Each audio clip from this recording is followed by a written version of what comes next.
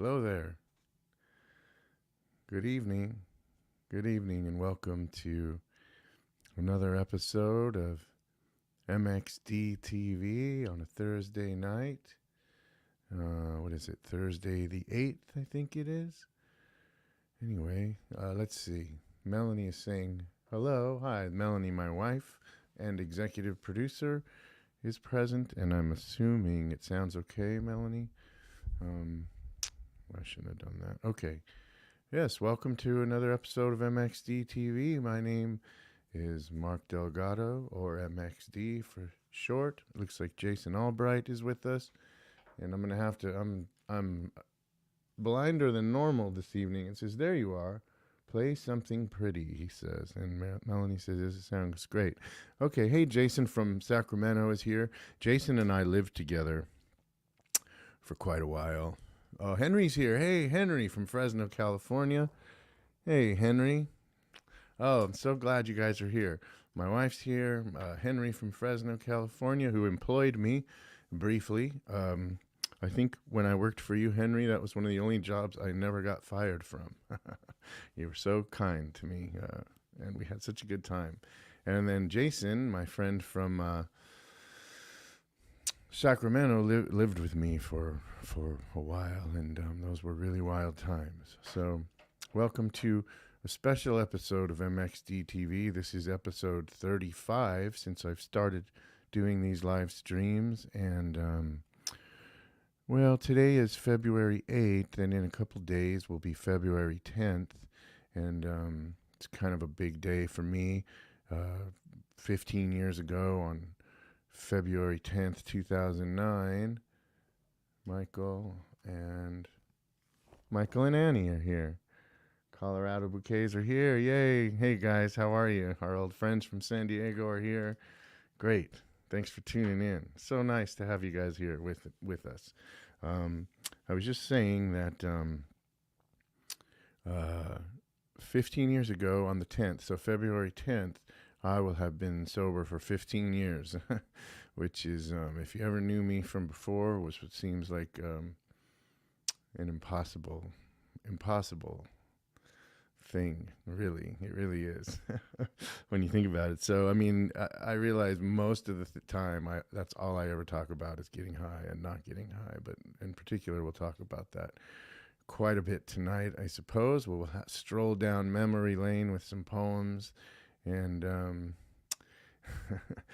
some of you knew me when. So folks like Henry and Jason knew me before, in the before times. So they know what I'm talking about. And they're still my friends, which is really nice. Really nice. So I'm going to play a couple songs to start off with, in the tradition that I've been doing these last few episodes. I thought I'd start with another Bob Dylan song. This one I've been playing for a long time now, I guess. I just kind of came up with my own way of doing it, and it says quite a bit. It's still to me, a really great song. So here we go. It's called "Blowin' in the Wind."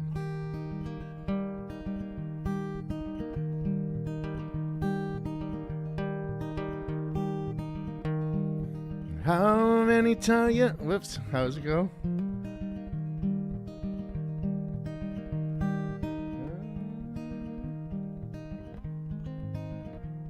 I can't remember how it goes. Oh, here we go. I know. It's Rhodes. Thank you. Hey, Mark Hanlon's here. Hey, Mark. How are you? Mark from Cherry Valley. And how many roads must a man walk down before they call him a man? How many seas must a white dove sail before she sleeps in the sand? And how many times must a cannonball fly before they're forever banned? Well, the answer, my friend, is blowing in the wind.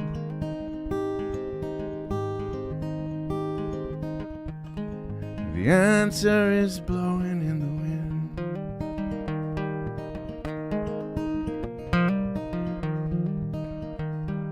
And how many years must a mountain exist before it's washed to the sea? How many years must some people exist before they're allowed to be free? And how many times must a man turn his head, pretend that he just doesn't see? Well, the answer, my friend, is blowing in the wind. The answer is blowing in the wind.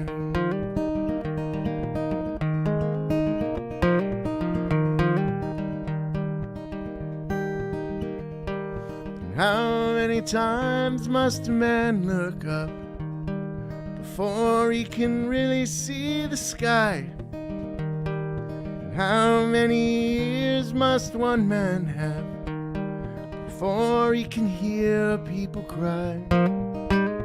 And how many deaths will it take till we see that too many people have died? The answer, my friend, is blowing in the wind. The answer is blowing in the wind.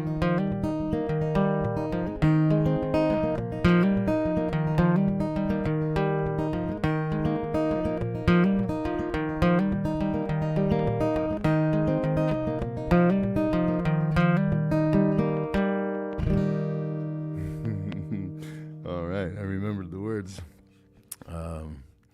Let's see, Mark Hanlon is here. He was with me the other night. My band and I were in Middleburg, New York, and we played a show, and Mark was there. And my mother, Sherry McCool-Serbo, is here. Hi, how are you? Oh, so cool. Thanks, you guys, for tuning in. I love that song.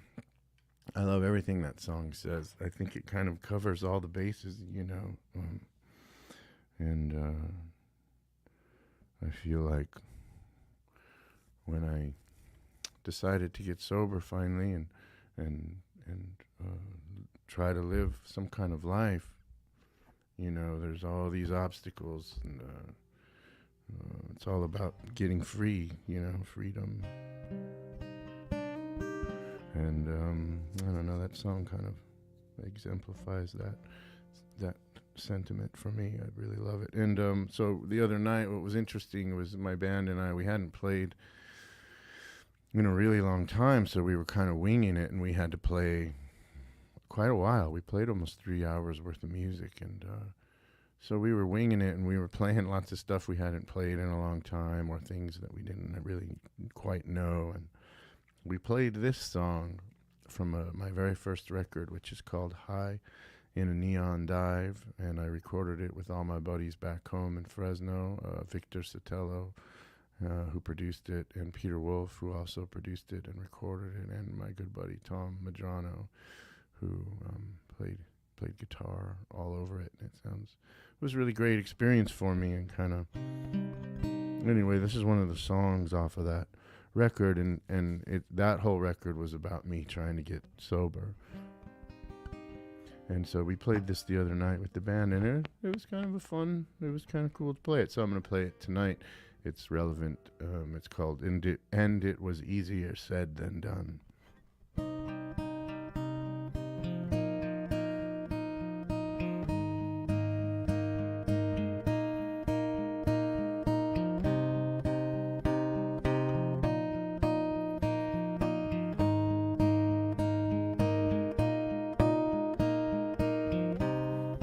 And it was easier said than done.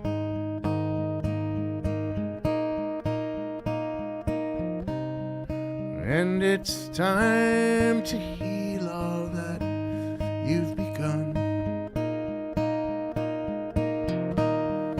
And they'll march you out into the parade,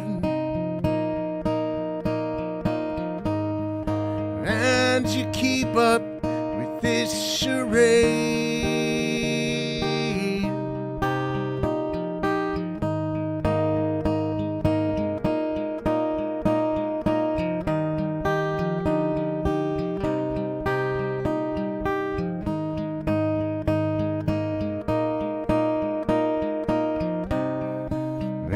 it's a season turning at your door. Then they won't fight you or find you here anymore. Then like a ghost you will slowly fade away,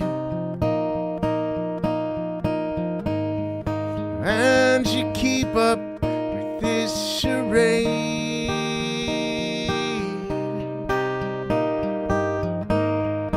And you keep up anyway.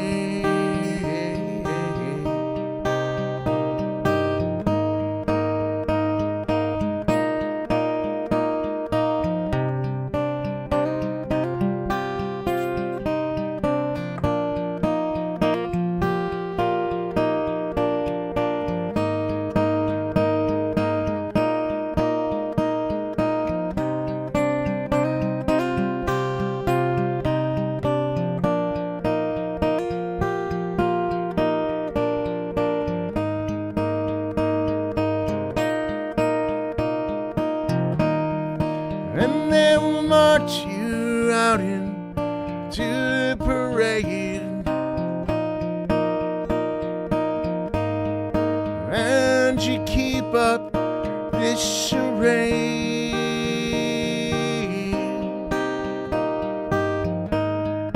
And you keep up anyway.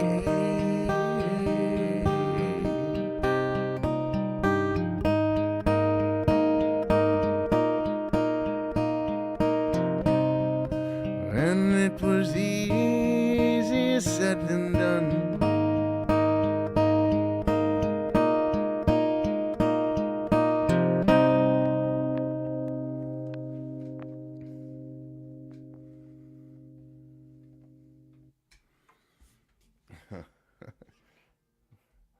Okay. Well, Braden Higgins is here from New Jersey. Hey, brother, how you doing, man? Thanks for... Of the brothers Higgins. Thanks for tuning in, friend. Thanks for being here, everybody.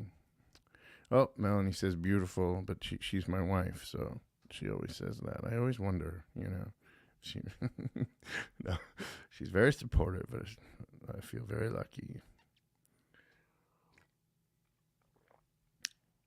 So I'll be 55 this year, and it changes from MXDTV episode to each one, but tonight I can't see. It's always changing, but today my eyesight is really bad. I feel like everything is really blurry. So I don't know if there's any aging folks out there who can relate to what I'm saying, but my eyesight from day to day changes quite a bit, and today it's not great. So I'm struggling to see your comments, but I will see them if I have to don my glasses to see them, and it's always nice to read them, so keep them coming, please. It's nice to know you're out there. It's more fun for me. And I'm also aware that there's people now that maybe don't watch the show while we're doing it. So sometimes people go and watch it later because I just leave them all up, and you can go watch them at any time. So I get comments from people that watch them at different times. So that's nice. So hi to you too, any of you that are tuning in after the fact.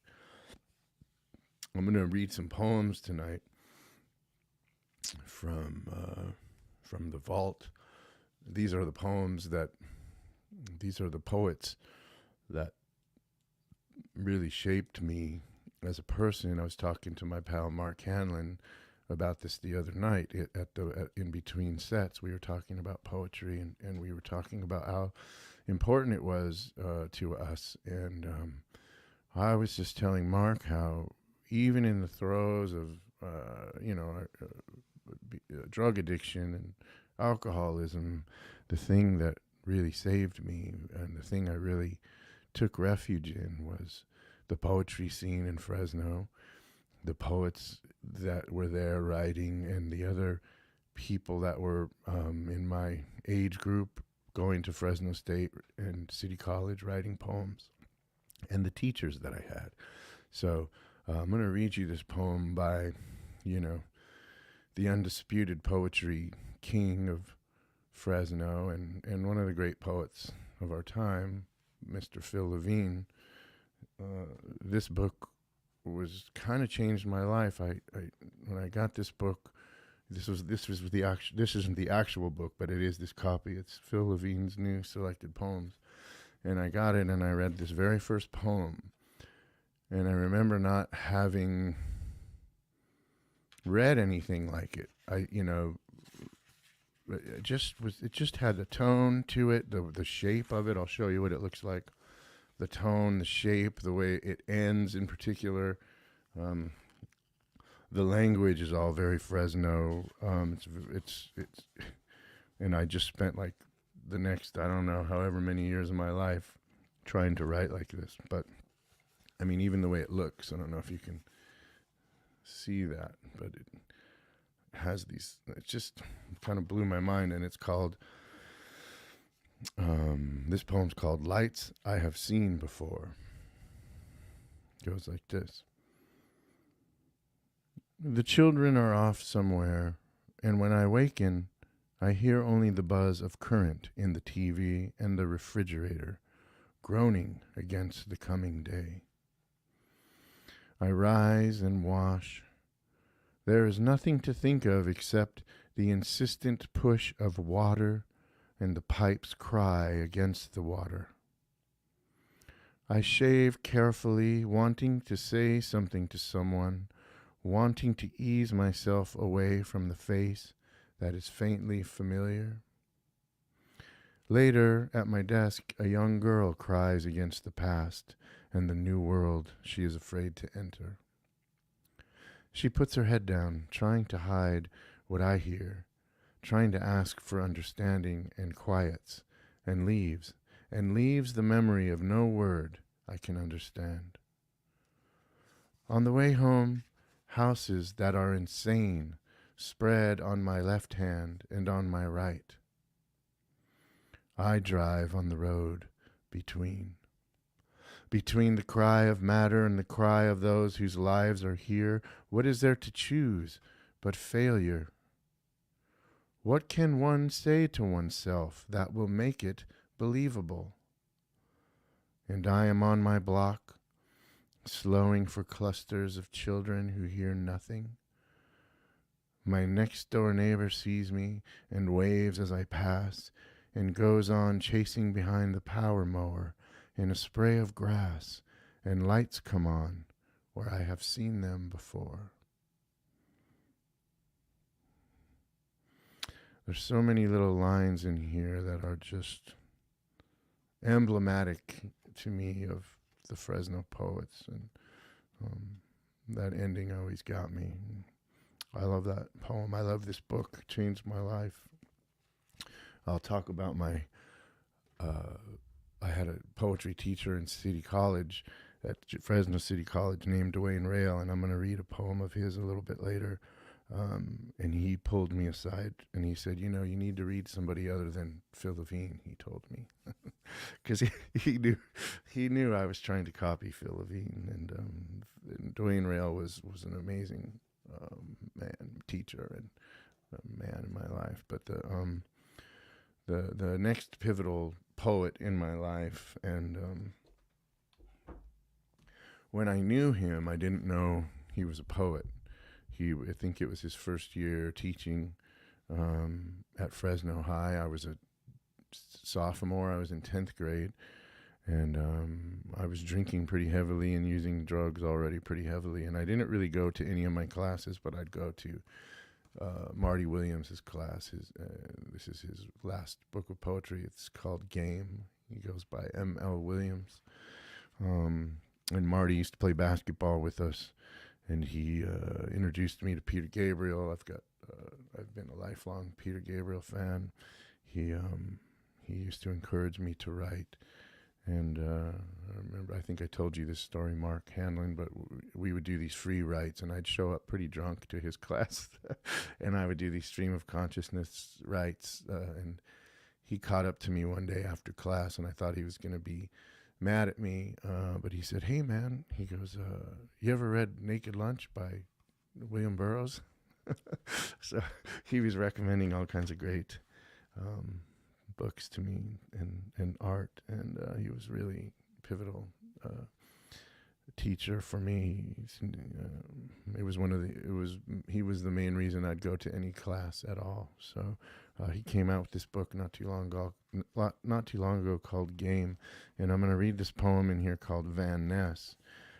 Now, I believe that Marty lived on Van Ness when he was teaching at Fresno High. I might be wrong, and if he hears this and I'm misrepresenting you, Marty, I'm sorry, but I'm pretty sure he had a place on Van Ness, because I think I probably followed him home a bunch and bugged him. But all the poems in this book have little quotes from Ludwig Wittgenstein from the Philosophical Investigations, and this particular poem starts with this one. So the poem's called Van Ness, and it starts with this line from Wittgenstein. But do you know of such a shadow?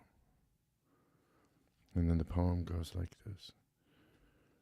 Elongated shade of a quiet room, map on the wall pinned and starred, the table, its cup, its folded napkin, seizure of sunlight rhombusing the tile, and you, long and leaning, framed in it, light enough to read, then shadow enough, machine of the book, my hand turning a page out of its darkness, refrigerator hum over house wrens in the bougainvillea, then wrens in the bougainvillea, then your quiet hello, your gift of paper towels and milk beside the empty cup, the light under the fan screwing its gray cross ever into the ceiling.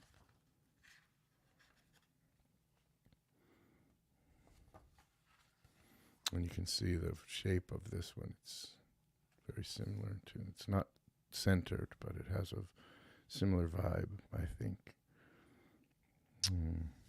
to the Levine poem.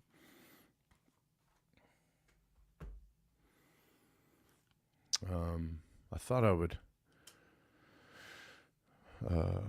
play a couple of these songs. These are songs called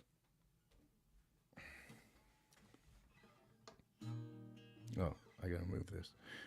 So I wrote these songs on my last record, Wildwood Road. There's a very short piece of me, kind of, you can hear me talking, and there's some music, and it only lasts, I don't even think it lasts for a minute. And it's called The Ballad of Dope and Coke. And there's actually 3 parts to The Ballad of Dope and Coke. And they all were born from this poem I wrote called The Ballad of Dope and Coke. And then there's a couple other things that sprouted from that. But so I'll play you parts 1 and 3. These are not on the record.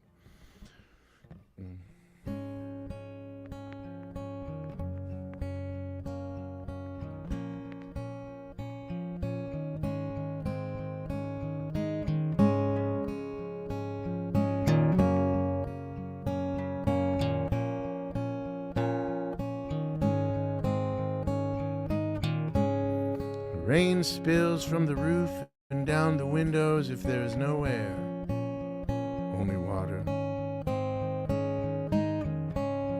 And soon we will all be submerged. The latch rattles in the wind.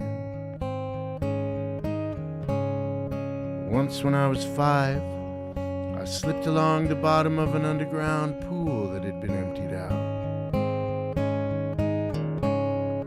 Fell backwards, striking the back of my head.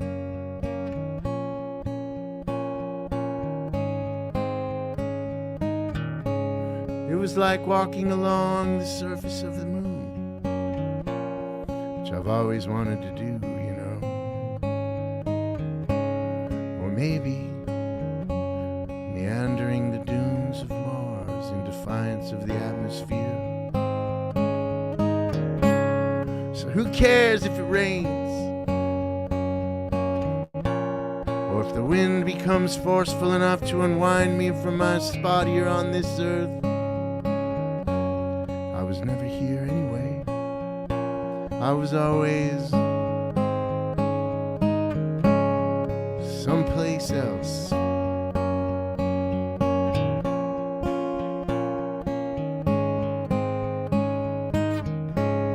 And now that I've achieved greatness, ladies and gentlemen, I can spend all day staring into the expiring sun.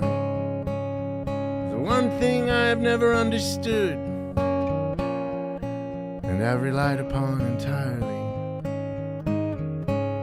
to keep me from turning into stone.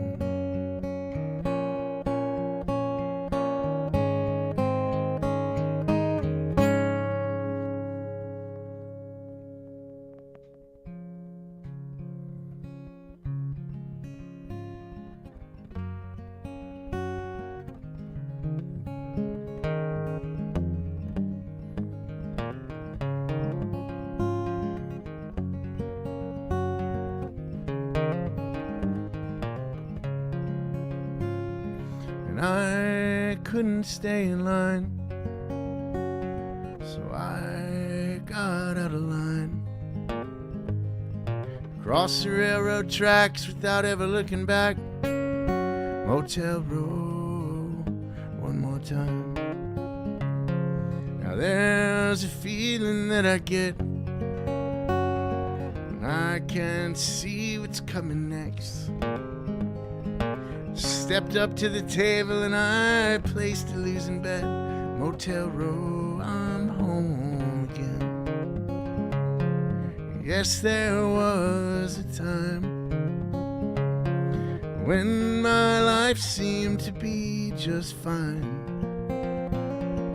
Chaos and destruction, you were always on my mind. And people, they seem to be so unkind. Motel row, I'll be alright.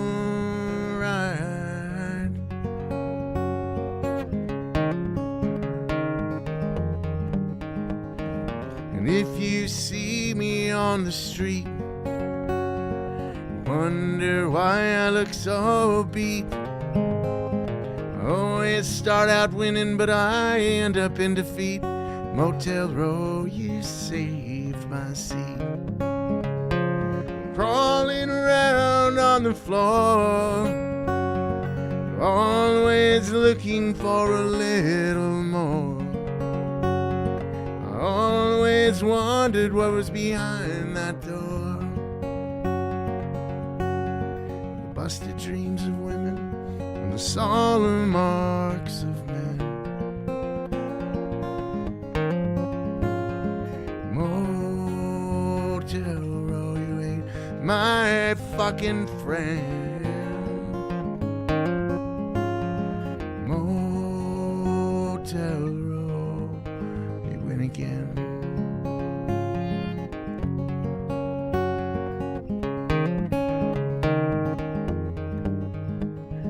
And if you see me on the street, wonder why I look so beat. I always start out winning, but I end up in defeat. Motel row, you saved my seat. Oh, there's nothing you can do, and oh, there's nothing you can say to change my mind or correct my wicked ways. Motel row, that's where I'm gonna stay. Yes, there was a time when my life seemed to be just fine. Chaos and destruction, you were always on my mind. And yes, my life was fine. On the surface you could see it shine. I was always looking for the glow of that neon sign. Motel Row, Motel Row, Motel Row, I'll be just fine. Motel Row, I'll be alright.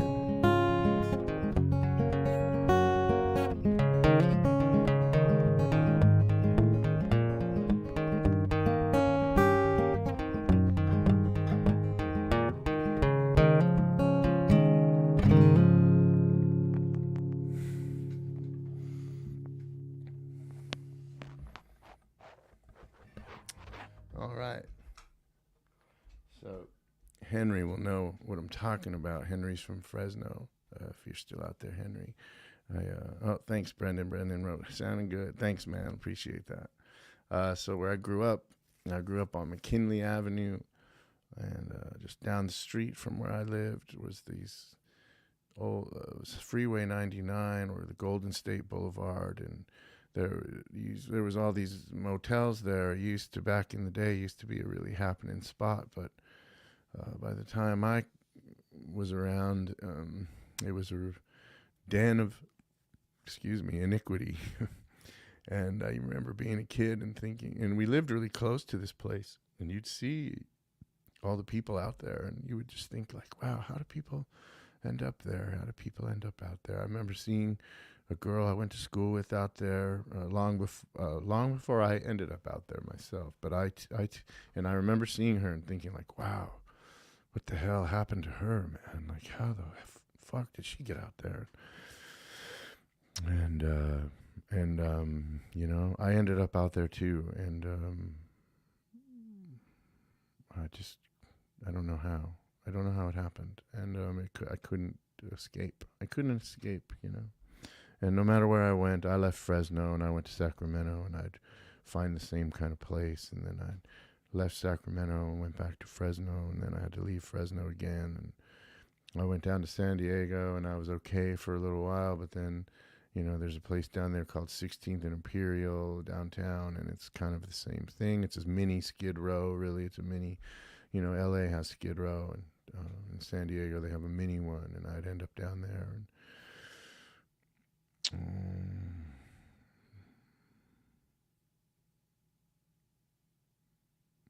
it's a much different life today, and I'm very grateful, and I never thought it would be any different, and so I'm really grateful that you're here, tuned in. What's Jason got to say? Let's see.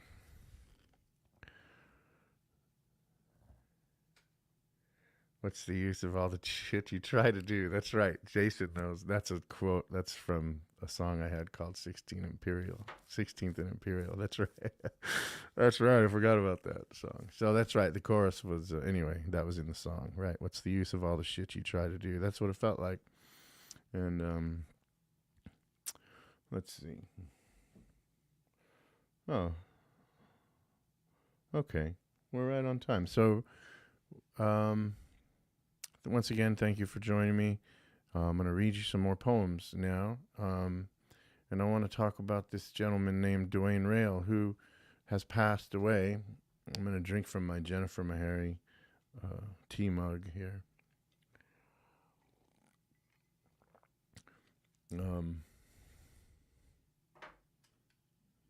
Melanie wrote, "We are grateful for you." Well, thank you very much. It's great to be here. Wow. All right. So when I graduated from high school, I graduated in 1987. In the 80s, I lived in Fresno, California, and I didn't have good grades. I barely graduated, and but I took a poetry writing class at Fresno City College, and my poetry teacher was a gentleman named Dwayne Rail, and Dwayne Rail was the coolest dude I'd ever met in my life. Our class, it was a poetry workshop class, and the class was, Melanie wrote something else, and let's see what she wrote. Oh, so Melanie put up my Venmo link, and I'm just going to briefly cover this, and I'm going to try to get better about talking about it. But what the Venmo link is up there for, it's not a tip jar. It's not. It's just a contribution jar. If you want to contribute to the making of MXDTV, you can do so. And you can just use the Venmo link, and you can contribute any amount. And if you don't have any money and you can't and you don't want to, that's okay too. But if you're somebody who's in a position to do so, you can contribute to keeping MXD TV going, and it would be really nice. So that's it. That's up. Thank you for putting that up, Melanie. Where was I? Dwayne Rail, we had a 45-minute poetry workshop, and Dwayne Rail would come in about 10 or 15 minutes late every day. And there was a podium at the front of the class, and he would drag the podium out of the way. He'd come in smelling like cigarette smoke, and then he'd take one of the students' chairs and he'd flip it around in front of the class, and he'd sit there, and he'd always say the same thing. He'd say, I'm sorry I'm late. I'm suffering from a bout of existential despair. So we'll read some poems and then we'll leave early. So that's what we would do. He would have us write poems, and then we'd bring them in, and then in the poems that he liked, he would copy them off and pass them out to the class anonymously, and we would read them, and then he would tell you what he liked about those poems, and then the class had to learn how to be critical. But you would just turn in a poem, and you would just be waiting, and every time he chose one of your poems, my poems, I would feel like $1 million. And then we would leave like 10 minutes early too, so the class was essentially, I don't know, half an hour long, 25 minutes long. But he was great. So I'm going to read you a couple things from Dwayne Rail. I'm going to read this little quote. This is a book called Naming the Lost. It's all about the Fresno poets. It's put together by Mr. Christopher Buckley, who has a literary journal called Salt, and he's written a bunch of great books, and this is one of them. And in this book, there's a interview with Dwayne Rail, and I'm just going to read the very first answer. So the interviewer asks Dwayne this question: what is the first thing you notice about a poem when you read it? And are you of the mind that poems need to be heard as well as seen? And then this is Dwayne's answer. Actually, the first thing I notice is the way it looks on the page. Some poems are ugly on the page, and I have a hard time even reading them. But yeah, I have to hear a poem read aloud before I can really understand it. I really need to hear myself read it, if that doesn't sound too weird. Perhaps that's why I read so many poems aloud to my students. I like to run my voice over the syllables, and hear myself say the lines a few different ways before I can grasp what's in there. I mean, that to me says it all. I feel the same way. And that's what we did in his class. We would read poems, and we would sound, the sound of them, and we would talk about those things. And I'd never experienced anything like that, and it kind of changed my life. It looks like the poet Vicky Wicker is here. Finally made it, she says. Are those? I see you put some names there. Are those poets that you like? Oh, Megan's here. Are those all the people with you? Hi, ladies. Yeah, great. Or are those poets that you like, Vicky? Anyway. Oh, she's inviting her friends. Okay, great. Well, Vicky Wicker's a poet who lives up in Cherry Valley, and she's fantastic and a good friend of mine. Hi. She's going to be reading at the Gatehouse soon, aren't you? You can post that link up on the wall there for those that are in your neighborhood. Maybe Mark Hanlon will come. Thanks for coming. So that's I'm going to read you now a poem by Dwayne Rail.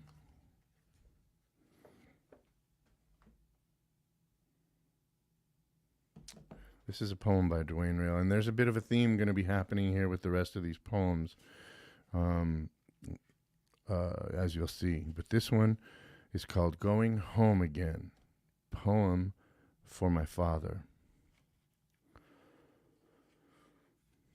Nothing here seems to welcome my return. The dark and weeded fields, those dying trees. Walking this ground, I see how things have turned. 10 years ago, I played here in this yard. With sticks for mules, I mimicked every move my father made behind that rusting plow. And nights when he came home too tired to move, he sat upon that stoop and slowly cursed the land, the lack of rain, his crops, his luck. I grew up on this farm and learned to curse what made him hang on to his father's place. The bank that threatened to foreclose each year. The wind, this house and land and his plodding ways that kept us here, losing year after year.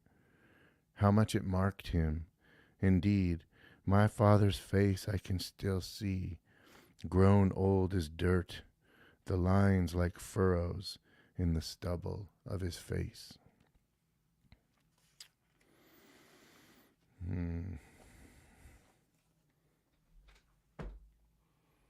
Now, Dwayne, like everybody else, loved, of course, all the Fresno poets, but he was always talking about this poet, Ted Kooser, who's great. And I'm going to read you one of his poems. And I found out about him from Dwayne, who's no longer with us, and neither, or maybe is Ted still with us? I feel like he is. Ted is still with us, I think. But this is one from Ted Kooser called Father. And it says here, Theodore Briggs Kooser, May 19, 1902 to December 31, 1979. Who hates you? Oh, okay. This is called Father. You spent 55 years walking the hard floors of the retail business. First, as a boy playing store in your grandmother's barn, sewing feathers on hats that the neighbors threw out, then stepping out onto the smooth pine planks of your uncle's grocery. Salada tea in gold leaf over the door. Your uncle and father still young then, in handlebar mustaches, white aprons with dusters tucked into their sashes. Then to the varnished oak of a dry goods store, music to your ears, that bumpety bump of bolts of bright cloth on the countertops, the small rattle of buttons, the bell in the register. Then on to the cold tile of a bigger store, and then one still bigger, gray carpet, wide aisles, a new town to get used to, then into retirement.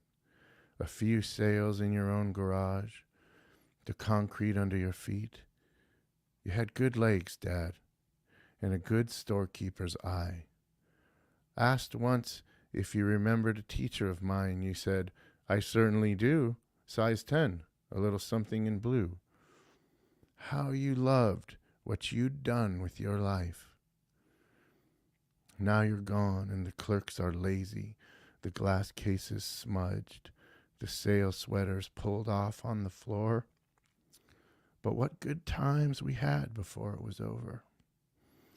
After those stores had closed, you posing as customers, strutting in big flowered hats, those aisles like a stage, the pale mannequins watching, we laughed till we cried.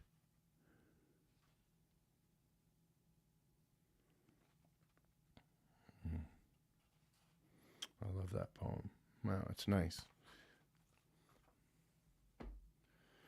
There's so many comments here, and I'm having trouble reading, guys. I'm sorry. It says back. Henry wrote back. I don't know why. Oh, Diane's here. Diane, hi. Yay. Glad you can make it. Hope you're Feeling all right there, Diane. We love you. Melanie and I want to send healing vibes to you. Thanks for tuning in. Okay, I'm going to play this crazy new song I got. It's not, I played it, for my song, workshop guys.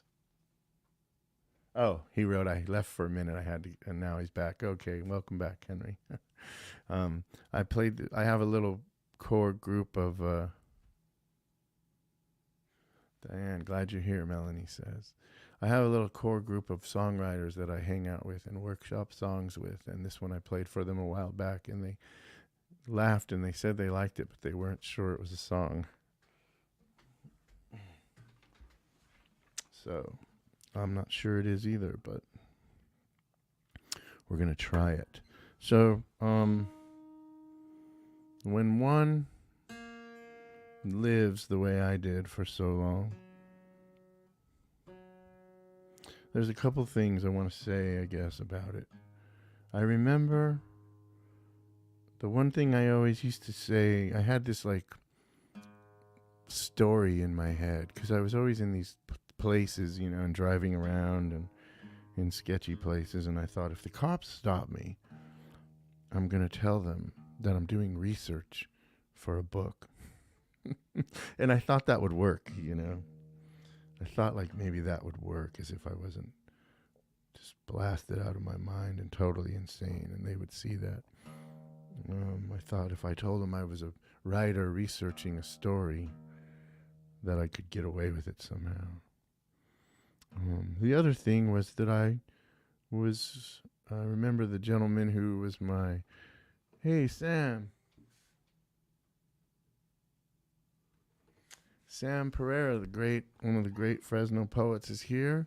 Hey, Sam. Thanks for coming, man. Make sure you check out Sam's Facebook page. He's always posting new poems, and they're amazing. Next week, I'll read the one I wrote for you, Sam. Thanks for coming. Forget what I was saying, but I think the thing I was going to say was,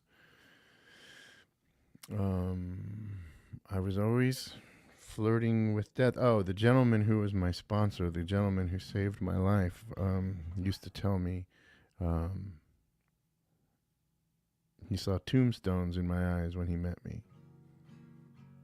And I knew I was close to death, but I didn't know how close. And when you're in that place, you don't really realize how bad it is, but it was worse than I thought.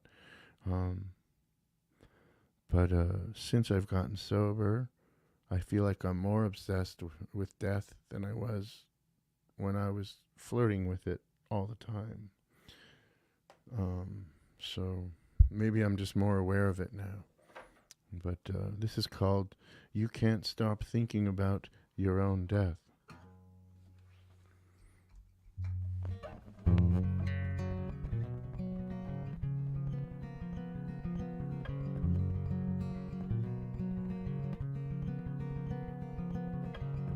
Well, you walked in from out of the cold, and you made yourself useful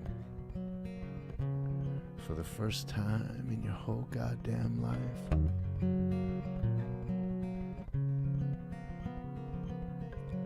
And you brought with you all those stories from Fresno and California, and you were tired of them.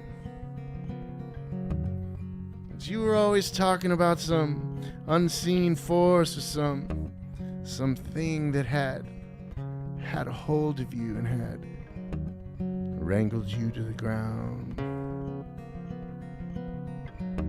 You were always talking about Mr. Sorrow, the way he lived inside your mind.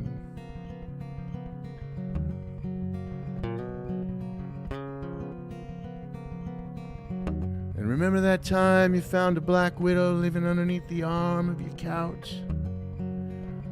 You just pulled all the pictures out of the bedroom and you dragged them out onto the lawn. Remember that time you smashed all the mirrors in your house and you pulled the sink out of the wall? That was Sacramento, remember? You thought you'd come to the end of the road or the end of the world or something. But it wasn't really that bad compared to what would happen next.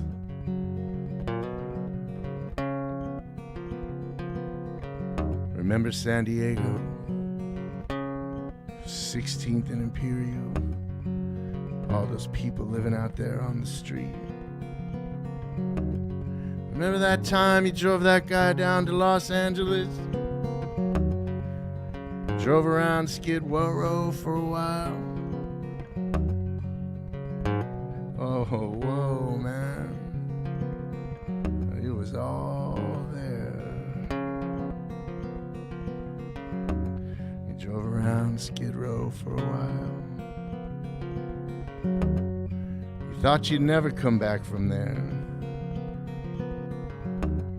But your time was never up.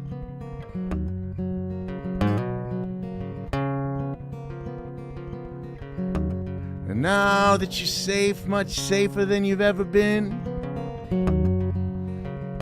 all you can think about is your own death. And all you can think about is the way you're gonna go, the way you're gonna die. And all you can think about is the way you're gonna go, the way you're gonna die.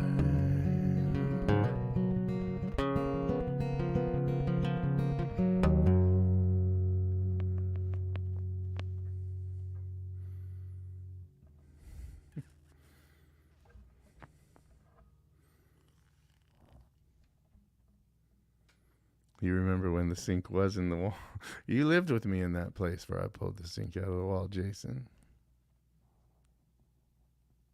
Thanks for hanging in there, Brendan. Have a good one.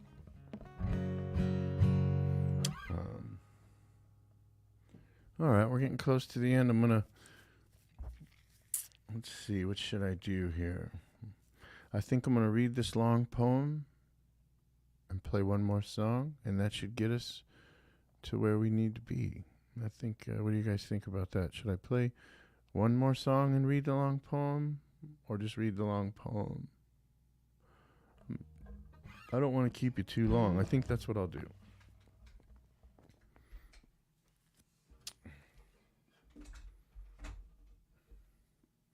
I'm going to read this poem, and I've read it here before, but it goes with... Okay, both. Thanks, Vicky. Well, this poem was published by Christopher Buckley, who I talked about a second ago, who compiled the Fresno Poets book, and he's got a literary journal called Salt. I could just read it out of Salt, I guess. This is it. It was published in this book, and it was published because of Marty Williams, M.L. Williams, my former high school teacher, who recommended it to Christopher Buckley. And, I wrote this, I think, last year or the year before. And I think it's maybe the first poem I wrote that I really liked. And I've been trying to write poems for a long time. So it's kind of the...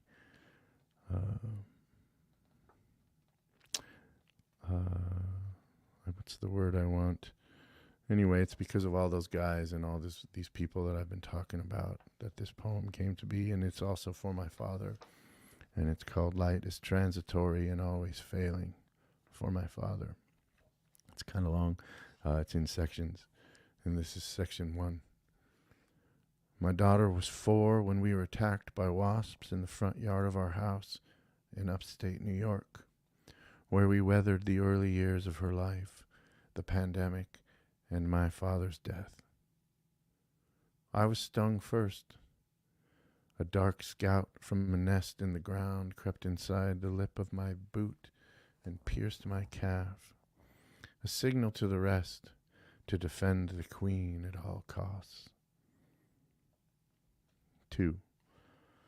I traveled a great distance to be there at the foot of a mountain, on the edge of a wood, all the way from the San Joaquin Valley, where summer chokes the light, and light is transitory and always failing, where I spoke a very particular language, drug talk, private slang, free verse and slant rhymes, stuff I picked up on basketball courts on the west side, twitching at the elbow of the free throw line, trying to shake a defender to execute my signature mid-range jumper or drive hard to the rim.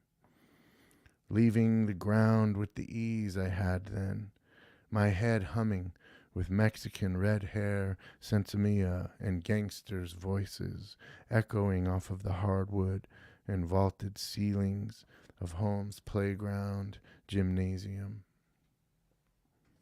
3. Huddled in the dark pews of the south wing, chewing the shit out of my cheek, and Peter Everwine trembling from the podium at the Art Museum on Dakota and Clinton, where just outside the shrouded wolves waited.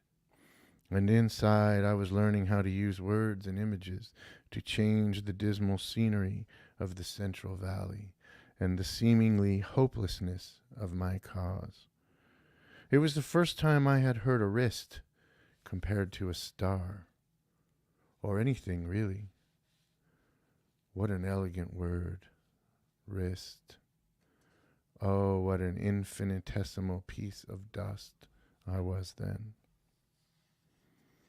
4. Anyway, it broke the monotony and violence into stanzas, and I took up with the bruised and angry motel girls on Golden State Boulevard along Freeway 99. 5.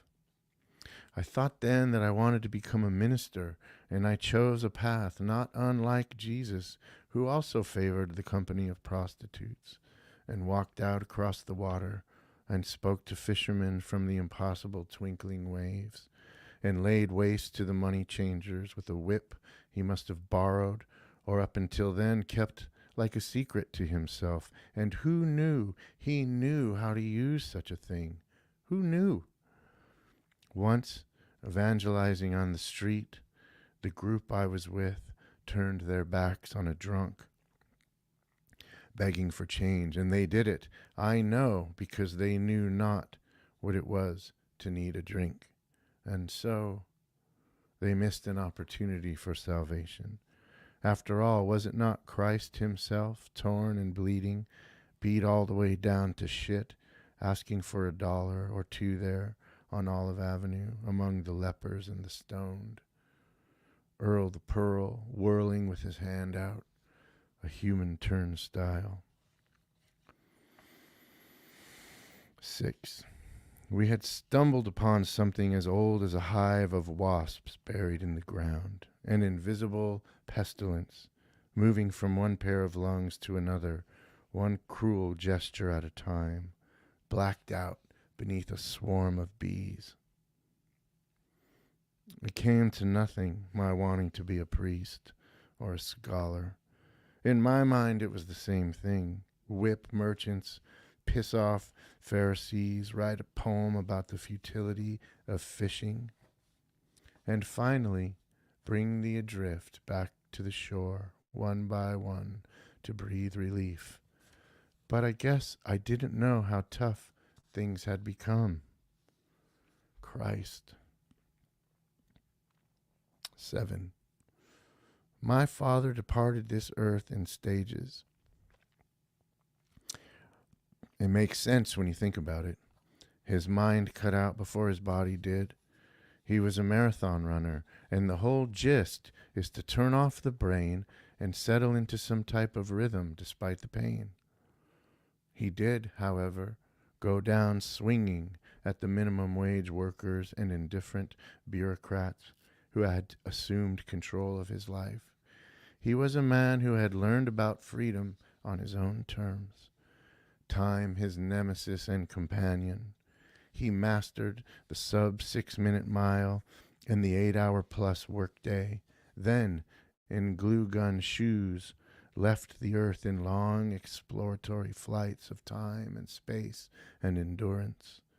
You don't need that, he would tell me whenever I was in the throes of desire or dissatisfaction. He would point to my shoes in disarray on the floor and say, "Fix that." 8. What can I tell my daughter after such a vicious assault? That it's going to be okay? We sit up in bed late into the night in the dark and talk, sometimes to each other, other times to our invisible and old companions that we have imagined or endured, and we secretly listen in on each other's conversations, amending and smiling into the parts of the story that make no sense.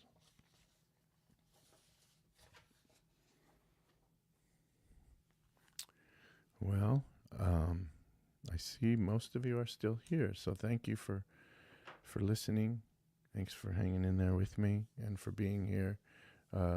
Thank you, Vicky. Vicky wrote, "Love it." Thanks so much. Thanks you guys for being here with me on a night like tonight. It's what did Diane write? What'd you write, Diane? Sorry, guys, I'm blind as a bat. She wrote, "Wow." That's what you want to hear after you read a poem? Wow. Thank you. That's cool. All right. So I've kept you long enough. It's been an hour, but I do want to play one more song. If you'll stick around for one more song. It's not that long, but this song is important, and I'll tell you why.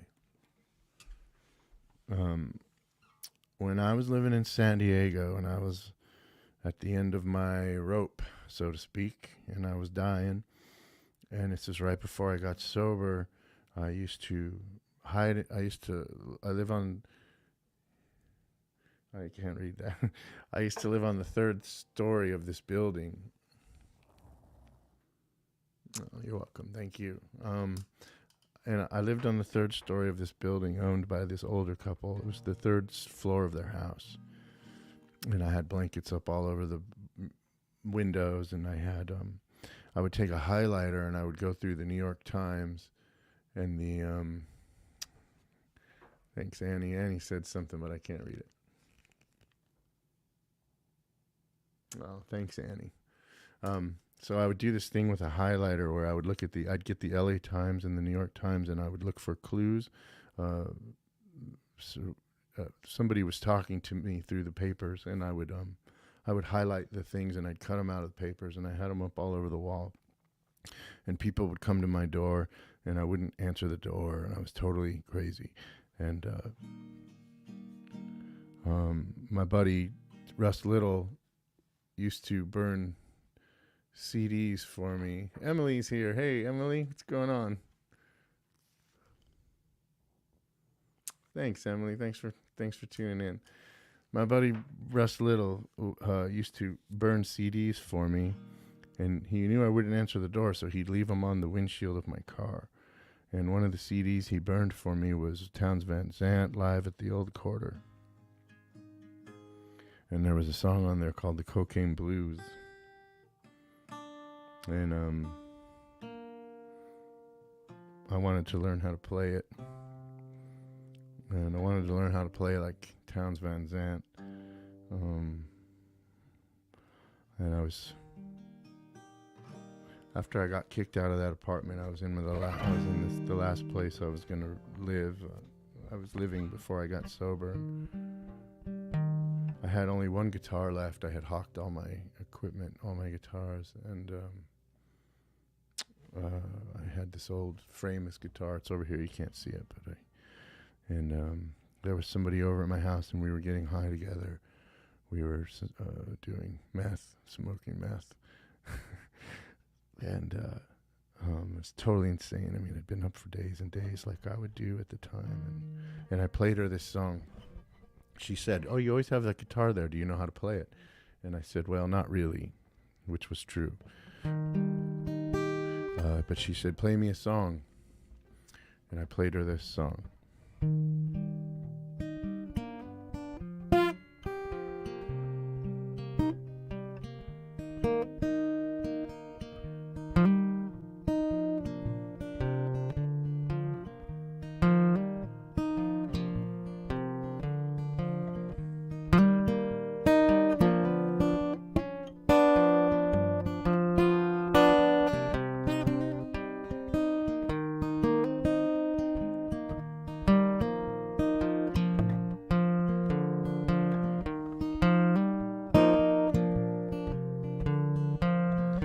Cocaine, cocaine, around my heart and around my brain. Cocaine, are you old cocaine? I woke up this morning and I had a hunger pain, and all I want for breakfast is my good cocaine. Cocaine, are you old cocaine? Come here, mama, come here quick. That old coke's got me and I'm feeling sick.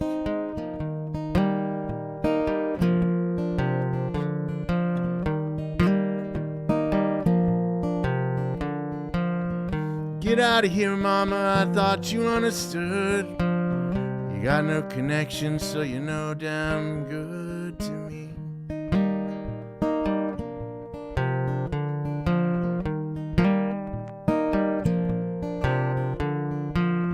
Can't keep a job and I'm strange, you said. And everyone knows that my girlfriend's cocaine.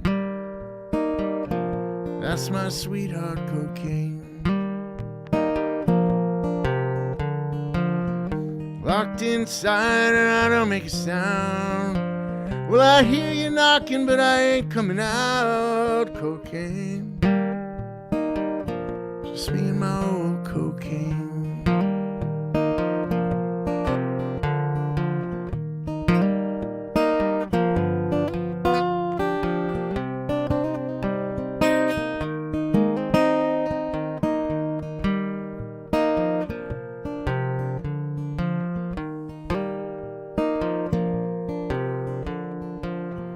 Coke, it's for horses, Lord, you know it ain't for men. They say it'll kill you, but they don't say when.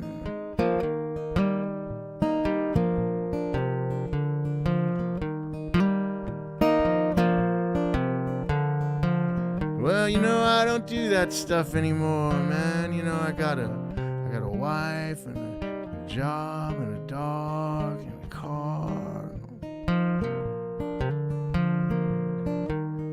Well, I don't have a job, but cocaine, cocaine, round my heart and around my brain. Cocaine, are you old cocaine?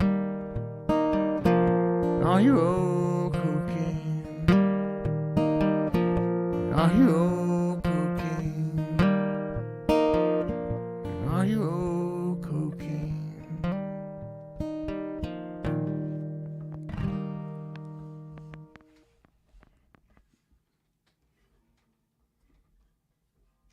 Well, thank you everybody for sticking around, for tuning in. I appreciate it. Thanks for sharing. Thanks, Vicky.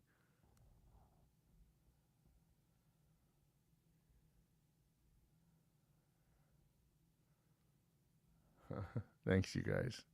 Thank you very much. Thank you, everybody. Thanks, Jason, for saying that. I won't be able to read it all. It's too... I can't see. Thank you guys for tuning in. Thanks for sharing this special moment with me tonight, or this special time with me tonight. Thank you, Emily, for coming back and hanging out with us. And thank you, everybody. I don't know what else to say. I feel very grateful. I feel very lucky. And I'll be back here next Thursday if you want to tune in again. Thank you so much, everyone. Love you. See you soon. Okay. Bye.